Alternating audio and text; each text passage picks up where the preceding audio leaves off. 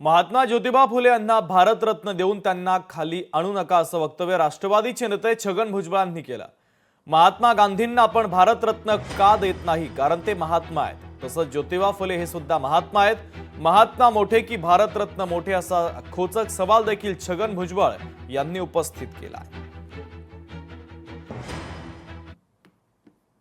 महात्मा फुलेंना भारतरत्न द्या, माझा काही विरोध नाही। आपण विरोध करायला लागलो की अर्थ नाही।